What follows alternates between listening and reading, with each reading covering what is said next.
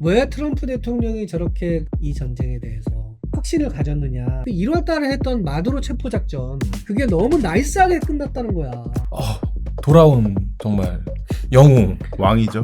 암살해서 살아났고 그 마두로 잡아오는 건 저런 식으로 성공적으로 해냈고 이러니까는 거의 무슨 전설적인 영웅이 돼 있는 그런 분위기여서 함부로 반대한 사람도 없다. 블록 미디어의 제임스 정 기자입니다. 네, 안녕하세요. 김혜원입니다. 반갑습니다. 네. 그리고 차 변호사님.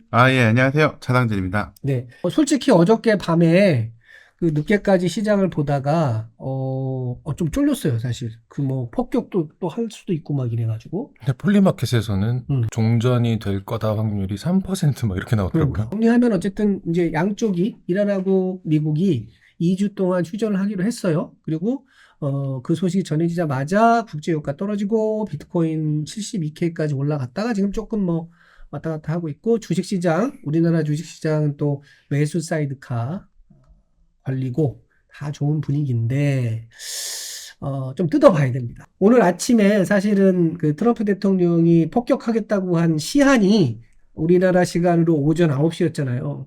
지금 미국에서는 이런 밈이 돈다는 거예요. 이게 인셉션의 한 장면인데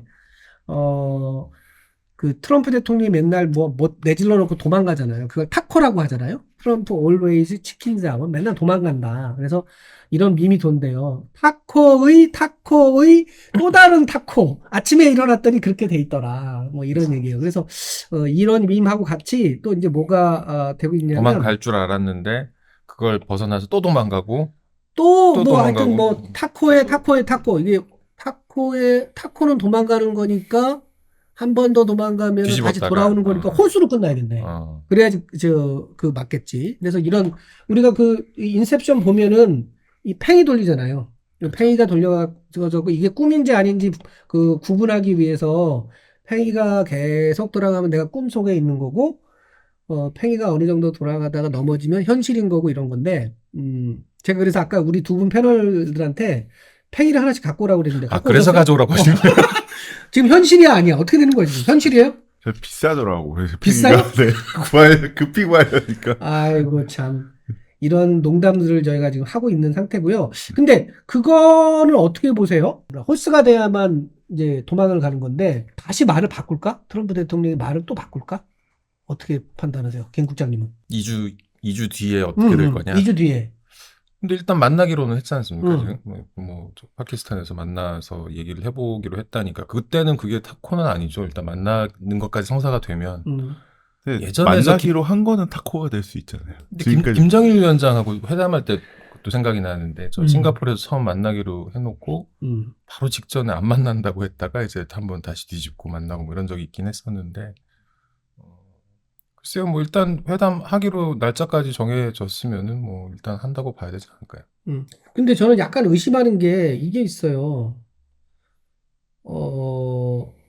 요게 이제 그 이란하고 휴전하기로 한 뉴스인데, 여기 보면은 이란 측의 주장은 자기네가 10개 항의 종전안을 미국에 전달을 했고 그게 수용이 됐다는 거야. 미국에서 이거 받아들였다는 거야. 그러니까 우리가 호르무즈 해협을 열어주겠다는 건데, 그 10개 항이 이거거든요. 원칙적으로 미국의 비침략을 보장한다. 호르무즈 해협의 통제권을 이란이 유지한다. 심지어 우라늄 농축도 인정한다. 이렇게 쭉 10개를 했어요. 제일 충격적인 건 9번째 저 영내 모든 미군 전투부대 기지 철수. 그러니까. 중동에서 다 빠진다. 그리고 맨 마지막이 이란의 전쟁 피해 보상금을 지급한다야. 그러면 이 전쟁에서 누가 이긴 거야? 이것만 보면. 이거는 승자가 이제 패자한테 요구하는. 그러니까 이렇게 되면 이란이 이긴 것처럼 보여요. 과연 이거를 미국이 이걸 받아들였을까? 지금 이란 쪽에서는 이걸 받아들였다는 거예요. 그러니까 이런 걸 전제로 우리가 만나기로 했다는 거야. 그럼 나 이거 엎을 수도 있을 것 같은데 또? 협상을 하자는 거잖아요. 저게 이제 이란 쪽의 조건인 거고. 근데 아니야. 이란에서는 이걸 수용했다고 나와 지금. 양쪽 다 블러핑을 하겠죠. 그거는. 최근은 이제 이란이 좀 더 신뢰감이 있다라는 얘기도 이란이 있으니까. 신뢰감이 있어? 아니 제가 오늘 최근은 그러니까 아니 나는 최소한 이 문제에서는 아니 제가 얼마나 어저께 정말 내가 답답했던 게, 트럼프 대통령이 그 석기 시대로 만들겠다를 넘어서서 폭격을 해가지고 이란 문명을 아예 없애버리겠다 그런 표현을 썼어요. 문명을 말소시켜버리겠다. 그리고 그 얘기를 듣고 이게 말이 되나? 아니 그 이란의 역사가 1000년이 넘는 페르시아 왕국이 1000년이 2000년 그때부터 따지면 그러니까 근대라는 표현 하여튼 1000년, 2000년의 역사를 가진 민족이거든요. 이란이. 근데 그거를 말살시키겠다고? 이건 말이 돼? 너무 그게 놀랍고 또 하나는 이란 쪽에 그 무슨 교육부 차관인가는 또 뭐 발전소하고 교량이 이제 적들의 위협에 노출돼 있으니까 우리 청년들이 나가서 지켜야 돼! 인간띠를 만들자! 뭐 이런 얘기를 또 교육부 차관이라는 사람이 했어요. 난 그래서 둘 다 트럼프도 제정신이 아니고 이란의 그 교육부 차관도 정말 미친놈이구나. 아니 그럼 지 자식들 보고 가라 그러지. 인간띠를 만들라니 죽으러 가라는 얘기 아니에요. 양쪽이 다 제정신이 아닌 것 같아. 그렇죠. 근데 뭐 미리 얘기가 나왔습니다. 이런 식으로 미국이 민간 시설을 공격하는 거. 네. 그리고 그런 게 국제법으로는 안 된다면서요.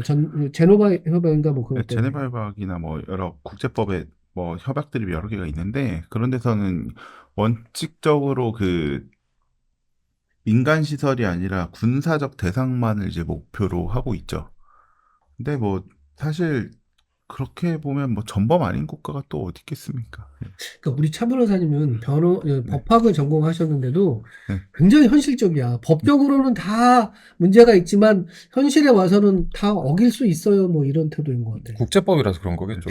국제법이라 그렇죠. 네, 국제법. 그러면 국내법은 지켜야 되죠. 국내법 지켜야 하죠. 네, 존재와 당위는 언제나 괴리가 있고 이제 국내법과 국제법의 차이는 처벌을 받냐 안 받냐의 문제인데 국내법은 어기면은 이제 국가가 처벌을 하지만 국제법은 어겨도 지금 처벌할 주체가 모호하지 않습니까? 이게 확정되지 그렇죠. 않는 거니까. 근데 더 힘센 놈이 아닌 한 처벌할 그러니까. 방법이 없죠. 그래서 요 얘기는 이따가 한 번 더 다룰 건데요. 지금 미국 내에서도 미국 장성들 중에서도 과연 우리가 민간 시설을 이렇게 폭격을 하는 것이 맞는 거냐? 혹시 잘못해서 내가 전범으로 기소되는 거 아니냐? 이런 리갈 이슈가 있어요. 뉴욕타임즈 같은 데서 그걸 얘기를 하거든요. 우리 군인들이 대통령의 명령을 해도 그 군인들이 그걸 괜히 잘못 따르면 그 명령을 따르다가 잘못되는 거 아니냐? 뭐 이런 얘기도 살짝 나와요. 그래서 이런 거 이따가 한 번 더 다룰 거고요. 그 다음에 저는 사실 이제 전쟁 때문에 정신이 없지만 저는 이 뉴스도 좀 괜찮거든요. 이게 좀 생각을 해볼 만한 것 같아요. 우리가 달나라에 지금 미국 우주인들이 갔다가 왔는데 달 착륙한 건 아니고 지구에서는 달의 앞면밖에 못 보거든요. 근데 이제 달 뒷면까지 갔어요. 그래서 지금 이 우주선이 이름이 아르테미스 2호인데 여기 보시는 것처럼 이렇게 달 뒷면까지 이렇게 가가지고 지구에서 가장 멀리 우주 여행을 한 팀이 됐어요. 1971년인가 암스트롱이 달나라에 착륙했을 때는 요 달의 앞면 어딘가에 착륙을 한 거고 이 우주인들은 달의 뒷면까지 갔기 때문에 지구에서 가장 멀리 간 우주선이에요. 근데 제가 왜 이 얘기를 하냐면 우리 한때 왜 투더문 뭐 이런 거 있었잖아요. 또 그 얘기랑 연결이 되는 거예요, 이게. 아니 여기 없나? 저희 블록미디어 사무실에는 달나라 그림이 있는데 코인 가격이 달나라까지 가자 뭐 이런 저거 달 아니에요? 저거? 그래요. 여기 달. 여기 보이나? 이거 한번 보여주세요. 안 보여줄 것 같은데. 네. 저희 뒤쪽에 여기 김혜영 국장님 머리 위쪽에 달나라가 있거든요. 그래서 요거 하여튼 전쟁 좀 잘 끝나고 코인 가격들이 달나라까지 좀 갔으면 좋겠다. 뭐 이런 생각 때문에 요거 했고요. 그 다음에 또 하나는 이제 영상을 제가 하나 보여드릴 거예요. 이게 뭐냐면 저희 오라이 시간에도 한번 다뤘던 얘기인데 스트리니 리서치. 시트리니. 네, 시트리니. 여기에서 이 리서치의 연구원들이 같이. 호르무즈를 갔어요. 그래갖고 배를 타고 가가지고 호르무즈 해협에서 지금 어떤 일이 벌어지고 있는지를 영상으로 찍어 왔는데 그걸 한번 보여드릴게요. 이거예요, 이거. 나 이 친구들 대단하더라고. 그러니까 그 보고서도 하나 내고 네. 그다음에 이제 영상도 지금 이제 올리고 이게 그랬는데. 그 영상이거든요. 배를 타고 가가지고 여기 보면은 우주선이 불타고 있잖아요. 그래서 자기가 뭐 원래 가가지고 이 호르무즈 해협이 얼마나 넓고 어느 정도 그 배들이 여기를 지나가고 있고 그다음에 실제로 이란 혁명 수비대가 어떤 방식으로 배를 통과시키고 하루에 몇 대 정도 배가 왔다 갔다 하는지를 다 카운팅을 해가지고 이 전쟁이 끝나더라도 어쨌든 상당 기간 이 이란 혁명 수비대하고 협조를 해가지고 유조선들이 돈을 내고서라도 여기를 통과할 수 있다. 이런 식의 보고서를 내가지고 또 월가를 깜짝 놀라게 했는데 좀 대단하더라고요. 실제 지금 뭐 일어나고 있는 상황은 언론 보도에서 나오는 것보다 훨씬 좀 위험해 보인다. 저 폭격기, 전투기 날아다니는 횟수도 굉장히 자주 있고 저런 식으로 배가 불타고 있는 장면도 육안으로 확인할 수 있을 정도고 뭐 아무튼 여러 가지 정황들을 갖다가 저 딴 데 언론 보도에서는 볼 수 없는 것들이 막 올라와 있어서 네. 좀 이게 이제 사람들이 다 예전에는 이제 우리가 기억하는 전쟁 특종은 CNN에서 그 이라크 전쟁 터진 거, 쿠웨이트 침공한 놀라고. 거. 언젠가 이 90년대 네. 초반인데 지금 그 모 정치인이 그 여성으로서 거기 그거 취재했다고 그래서 인기 끈 분이 있잖아요. 그게 이제 히트였는데 이번 전쟁에서는 이 시트르니 이 친구들이 이거 찍어온 이 영상이 최고인 것 같아요. 그럼 아까 우리가 전범 얘기를 했었잖아요, 변호사님. 네. 그럼 솔직히 얘기해보자고요. 이 호르무즈 해협을 통과하는 저런 상선이나 유조선을 이란 혁명 수비대가 저렇게 막 공격하는 거는 저거는 전범 아니에요? 그것도 뭐 제네바 협정이나 헤이그 협약이나 뭐 그런 것들 위반이 될 수 위반이죠. 있죠. 심지어 교전 당사국 선박도 아니잖아요. 그러니까. 물론 선박은 이제 그 몇몇 국가에 이제 강제로 이렇게 그 국적국을 등록해 놓는 경우도 있잖아요. 근데 실질 운영국도 사실은 교전 당사국과도 전혀 관련이 없는 그런 국가인데도 막 공격하는 거는 당연히 그렇죠. 당연히 국제법 위반이 되죠. 네. 그래서 요 사항을 어쨌든 미국도 그렇고 이란도 그렇고 다 법을 위반하고 있는데 막 밀어붙여 뭐 이런 상황이에요. 근데 어쨌든 2주 동안 협상을 하면서 이거를 휴전을 한다고 하니까 계속 지켜봐야 되는데 앞으로 이게 이제 그 얘기거든요. 실제로 호르무즈 해협을 통과하는 배들이 뭐 어떤 상태다 보고서도 나오고 했는데 휴전이 되고 정말 자유롭게 배가 왔다 갔다 할 수 있는 상태가 되면은 국제 유가도 떨어지고 뭐 비트코인을 포함해서 디지털 자산 가격도 상승할 것 같은데 과연 이 협상이 제대로 될 것인지 이란에서는 이 10가지 요구 조건을 미국이 마치 수용한 것처럼 얘기를 하고 있는데 이건 이 협상이 난항이 될 것 같아요. 왜냐하면 오바마 행정부도 사실 이란하고 협정을 맺었는데 2015년도에 비슷한 협정을 맺었는데 이거를 도장을 찍는데 2년이 걸렸다는 거예요. 2년 동안 협상을 해서 겨우겨우 성공을 시켰는데 트럼프 대통령은 지금 거의 40일 정도를 이란을 폭격을 하고 이제 협상을 하는 거니까 저 같아도 이란이 도장을 잘 안 찍어줄 것 같아가지고 이건 약간 걱정이 됩니다. 자, 그러면 이제 여기까지는 이제 설명을 드렸고요. 그 다음에 이제 이 사태를 놓고 미국에서 일어나고 있는 일들인데, 김 국장님, 이 트럼프를 지지하는 인플루언서 중에 이 유명한 이 터커 칼슨. 터커 칼슨 설명 좀 해주시죠. 이 친구가 폭스 TV의 아나운서 출신인데, 지금은 이제 유튜브도 하고 이렇게 인플루언서로 변신을 했는데, 마가 진영의 이제 큰 스피커예요. 근데 이제 지난번에 미국을 포함해서 이렇게 기독교 국가들은 부활절이었잖아요. 부활절 날 트럼프가 그 문제의 얘기를 했거든요. 이 얘기를 했어요. F워드를 써가면서 호르무즈 그랬죠. 문 열라고 하고, 그다음에 니네들 알라신한테나 기도해 뭐 이러면서 막 욕을 했잖아요. 그거를 터커 칼슨 굉장히 강하게 비판하면서 트럼프 대통령이 전쟁 범죄를 저지르고 있다.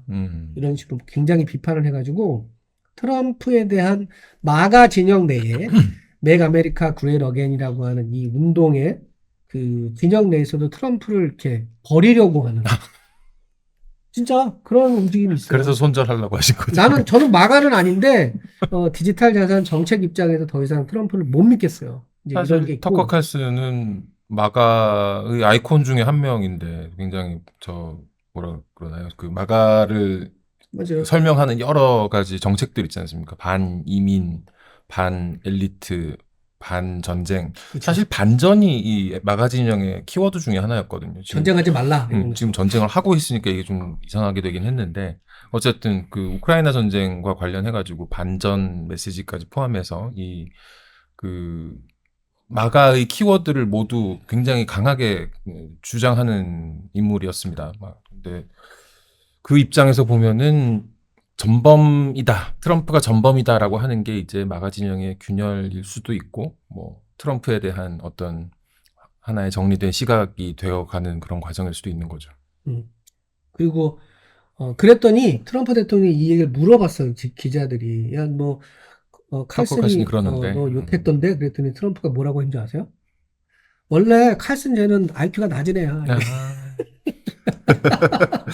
내 한마디 했어요. 그러니까 지금 제가 이제 농담 반 진담 반 트럼프를 손절해야겠다라고 말씀을 드렸지만 이게 이제 뭐냐면 미국 내에서도 이런 움직임이 있고요. 요거는 이제 뉴욕타임즈의 기사인데 이게 어마어마한 기사가 예, 나왔어요. 이 기사가 거의 책을 쓰기 위해서 준비한 거더라고요. 과연 트럼프 대통령이 어떤 그 절차를 거쳐서 어떤 생각으로 무슨 생각으로 누구의 말을 듣고 이란 전쟁을 시작을 했는지를 뉴욕타임즈의 그 베테랑 기자들이 3명인가 4명인가 붙어가지고 책을 쓰면서 그 책 내용을 여기다 쭉 해놓은 건데 제가 이거 찬찬히 읽어봤거든요. 굉장히 놀라워요. 왜요? 그 2월 초에 그 네타냐후가 네. 이스라엘 네타냐후 총리가 직접 와가지고 자기 스탭들을 데리고 와서 모사드 국장까지 모사드 데려가서. 국장까지 데리고 와가지고 안전한 데 벙커 같은 데 들어가가지고 프리젠테이션을 했다는 거예요. 2시간에 걸쳐서. 그래서 왜 전쟁을 해야 되고 전쟁을 하면 우리가 이길 수 있고 이란 정부가 어떻게 무너질 수 있고 막 얘기를 하고 그 얘기를 다 트럼프가 듣고 나서 자기 참모들한테 하나하나 물어봤는데 아니, 그때 그 자리에서는 음. sounds good to me. 음, 좋은 것 같아. 그러고 나서 이제 이스라엘 사람들은 가고, 음, 그 다음부터 이제 다시 미국의 참모진들이, 트럼프의 참모진들이 이걸 하나씩 점검을 해보는 거죠. 그래서 CIA 국장도 이거에 대해서 얘기를 했는데 뭐라고 했죠? 말도 안 된다. 이런 표현이 웃기는 소리예요.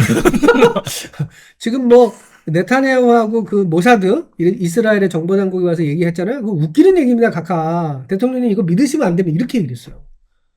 그런데 결론적으로는 전쟁을 한 거죠.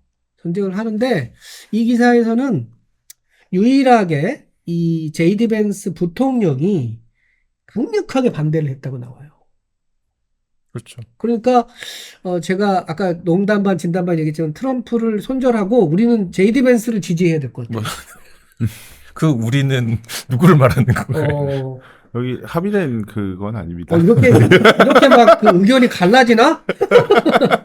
왜냐하면 제이디 벤스가 부통령이 될 때 이미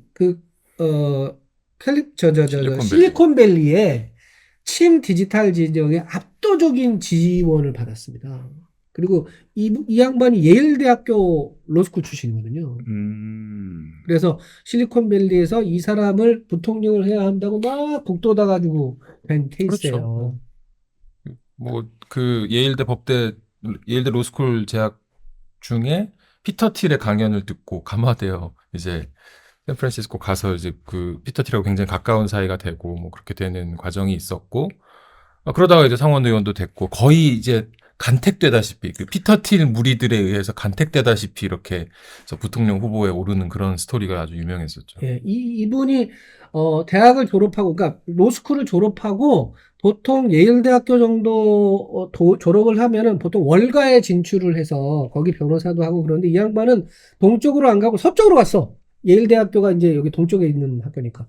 실리콘밸리로 가가지고 피터 틸 산하에 있는 자회사의 VC 여기서 이제 경력을 쌓기 시작을 했거든요. 근데 지금 보시는 거는 이제 재작년에 트럼프 대통령이 이제 대통령 선거에서 이기고 나서 일론 머스크하고 부통령하고 트럼프 대통령하고 같이 지금 그 스페이스X 미사일 우주선 발사하는 거 구경하는 거거든요. 이렇게 막 서로 어울려 다녔어요. 좋아하고 그다음에 머스크하고 제이디 벤스도 굉장히 친하고 이런 건데 그렇습니다. 지금 제이디 벤스의 그 등장 그리고 실리콘밸리가 이 지원하는 공화당 후보의 당선 이거는 사실 실리콘밸리 균열이라고 보는 게 맞을 것 같아요. 그 음. 시기에 바이든 시기에 그 빅테크와 대기업에 대한 규제가 좀 강화되는 그런 흐름이 있었지 않습니까? 그 당시 민주당 정부에서. 그러다 보니까 AI로 넘어가고 있던 빅테크 기업들이 어떤 대안으로 찾고 있었던 인물에 굉장히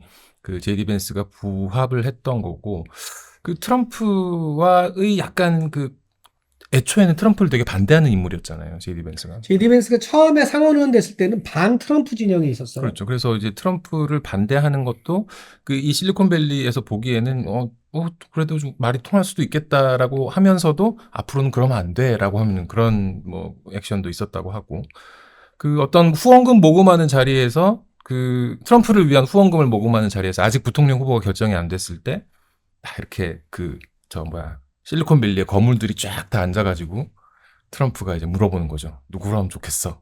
부통령 누구로 하면 좋겠어 했을 때 그때 제일 많이 나온 이름이 제디 벤스였다. 맞아요. 이런 스토리가 있었죠. 네. 지금 이제 그 화면에서 보시는 것처럼 제디 벤스가 이제 가운데 있고, 요 가운데 왼쪽에 보면 여기 데이비드 sak스라고 트럼프 대통령이 되고 난 다음에 암호화폐 차르 역할도 AI 하고 짜르도 하고. AI 짜르 역할도 했던 선수죠. 아주 전폭적으로 제디 벤스를 지지하고 그 네트워크 안에 있는, 같이 늘 뭐 밥도 먹고 술도 먹고 하는 그런 사이고요. 그다음에 요 아래쪽에 요 피터 틸, 이 문제적인 인물이죠. 피터 틸. 이더리움 창립자, 이더리움에도 관여를 했고, 머스크의 친구이기도 하고, 이 양반도 이 제이디 벤스를 적극 지원했고, 제이디 벤스가 사회생활을 처음 시작할 때 자리를 준 것도 피터 틸. 이 사람들이 다 제이디 벤스를 이제 트럼프에 밀은 거예요. 그러니까 저는 왜 이 이란 전쟁 때문에라도 그렇지만, 트럼프 대통령이 이제 임기가 끝나고 나면 다음 대통령 후보가 누가 될 거냐를 놓고 워싱턴 내에서도 싸울 거고 공화당 내에서도 싸울 건데, 저는 은근히 제이디 벤스를 눈여겨봐요. 왜냐하면 이미 지난번 대통령 선거 때 실리콘밸리의 부자들이 돈의 힘으로 자기가 대통령을 만들어 봤어.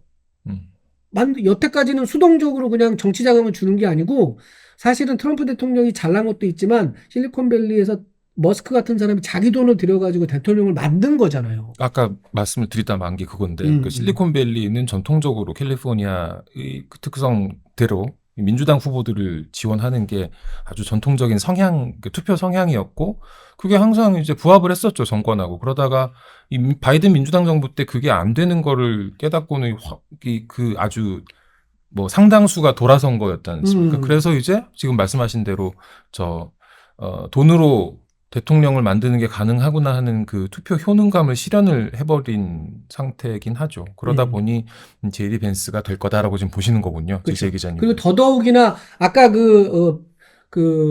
터커 칼슨이 완전히 손절을 했잖아요. 트럼프는 전쟁범이야, 범죄자야, 이렇게 얘기를 하면서 마가 진영에서 이미 떨어져 일부지만 우리의 지도자는 아니야라고 하는 성향이 있는데, 제이디 벤스는 아주 독실한 캐톨릭이고, 이 양반이 애가 넷인가 그래요. 지금 아이가 한 명 더 임신을 해가지고. 그 다음에 아주 합리적이고, 또 친디지털 성향이고. 그러니까 나는 트럼프보다도 더 이렇게 트럼프의 보수 정책을 이어받으면서도 합리적인 어떤 의사결정을 하지 않을까. 근데 이 양반도 우린 미국 투표권도 없는데 이런 얘기를 계속 하고 있어요. 아니, 왜냐하면 이제 어쨌든 현실은 미국에서 디지털 자산과 관련돼서 좋은 정책이 나오면 우리도 곧 따라가고, 그러니까. 또 트럼프 대통령의 공약 중에 하나가 비트코인 전략 비축인데, 그 전략 비축을 트럼프가 못하면 다른 사람들이 해야 되는데, 저는 이런 상황이면 민주당에서 전략 비축 못할 것 같아요. 공화당 쪽에서 그래도 좀 해줘야 되지 않나. 전략 비축 원래 개념은 안 팔면 되는 거잖아요. 아니, 더 사야지. 그런 거고. 그 다음에 요거는 이제 제가 이런 얘기를 오전에 JJ 크립토 라이브 때도 했더니만, 제이디 벤스를 밀었더니만 이제 누가 댓글을 이렇게 달았어요. 부통령이 이스라엘에 반대하면 대통령이 될 수 없습니다. 이건 제가 이거 보고, 와, 이분 대단하다. 미국의 정치적인 그런 정치 지형을 잘 알고 있구나. 미국에는 그런 속설이 있죠. 유태인에 반대하는 정책을 내면 안 돼요, 대통령이. 그게 대통령뿐만이 아니라 상원의원도 그렇고 하원의원도 그렇고 정치하는 사람들이 유태인 눈치를 봐요. 왜냐하면 선거 자금도 거기서 많이 나오고 이러기 때문에. 근데 뭐 제이디 벤스가 반유태주의는 아니고 전쟁에 반대하는 거라서 이스라엘하고의 관계를 잘 맺어야 되고 어쨌든 트럼프 대통령이 이스라엘 때문에 전쟁을 한 건 맞는 것 같아요. 그래서 이게 이제 잘 돼야 되는 거고 요거는 뭐냐면은 이제 그 전범 얘기로 가는 건데요. 변호사님. 네. 지금 이게 트럼프 대통령하고 오른쪽에 있는 미국 그 국방부 장관 그 오른쪽에 있는 게 이게 이 합참의장이거든요. 케인. 댄 케인 합참의장이거든요. 그리고 아마 이분이 CIA 국장일 거예요. 그래갖고 그저께 그 기자회견에 이렇게 쭉 도열해 있는데 여기 있는 이 국방부 장관은 아까 말한 그 이스라엘에서 그 전쟁을 해야 한다라고 할 때 적극적으로 전쟁을 해야 된다 쪽이었고 이 케인 합참의장이 그럼 이거에 대해서 어떻게 반응을 했느냐? 약간 모호하게 답을 했고 이 기자회견에서 질문이 나왔어요. 기자들 사이에서. 만약에 민간 시설을 공격을 하면 그게 전쟁 범죄 가능성이 있는데 합참의장은 어떻게 생각하느냐 이게 물어봤거든요. 그랬더니 처음에는 이렇게 대답을 해요. 민간인을 심각하게 위험에 빠뜨리거나 해치지 않고 그 두 가지 일을 할 수 있느냐 이렇게 기자가 물어봐요. 그러니까 어떻게 그걸 구분하냐 이거죠. 발전소를 때리는데 그 발전소가 군용 발전소인지 민간 발전소인지 모르지 않냐. 그래서 이거에 대해서 댄케인 장군이 뭐라고 얘기하냐면 다 우리가 그걸 준비하고 있다. 그래서 우리 군인들이 그러한 위험을 민간 시설을 때리는 거를 완화할 수 있는 방법을 마련하고 있다라고 얘기를 하고 자기가 이렇게 대답을 해놓고도 약간 찜찜했나 봐. 10분쯤 후에 다시 얘기를 해요. 다시 얘기를 하면서 우리가 다 시스템이 있다. 절차가 있다. 그래서 전쟁 범죄가 되지 않도록 우리들이 잘 그 합법적인 목표물만 공격하도록 돼 있다. 이렇게 한 번 더 발언을 해요. 그러니까 제가 이걸 보면서 어떤 생각이 들었냐면 저 댄케인 장군도 약간 쫄았구나. 잘못하면은 이게 범죄가 될 수 있다는 걸 느끼는 것 같아요. 근데 저는 주관적으로는 좀 그런 생각은 해요. 왜 미군이 전쟁 범죄를 이렇게 저질렀다라고 이제 외국에서는 주장을 하는 그런 사례들이 있지 않습니까? 근데 사실 그런 사례들에서 미군 내부에서 그 사람이 전쟁 범죄를 저질렀고 그 작전이 불법이었다라고 인정해서 처벌을 한 사례는 또 많이 없으니까 오히려 그거를 밝힌 사람들을 사실은 처벌하는 경우들은 있지만 그래서 뭐 어떻게 보면 불법적인 것을 해도 케인 장군이 뭐 처벌받을 현실적인 가능성은 많진 않잖아요. 근데도 저런 발언을 했다라는 거는 이게 논란이 되는 거예요, 미국 그치 안에서. 상당히 이젠 그 미군의 그 일선 그 병력들 내에서도 부담과 논란이 있는 상태가 아닐까. 같은 제가 너무 개인적으로는 실망스러운 게 트럼프 대통령이 이렇게 막말을 하잖아요. 그 1000년이 넘은 그런 문명을 없애버리겠다는 얘기도 하고 막 욕도 하고 제정신이 아닌 것 같아요. 근데 만약에 그렇게 그래서 손절. 그러니까 손들인데 제정신이 아닌 국군 통수권자가 미군의 경우에 미군한테 여기를 공격해라고 명령을 주면 군인들은 그걸 따라야 되잖아요. 명령이니까. 그렇죠. 근데 그 행위가 알고 봤더니 전쟁 범죄 가능성이 있으면 군인들 입장에서 위축이 되지 않겠어요? 그 말 생각나네요. 저 3월 초에 그 트럼프 대통령이 전쟁이 이제 거의 끝났다. pretty much. 대충 뭐 이렇게 얘기하는. very soon 뭐 이런 얘기 나와요. very soon.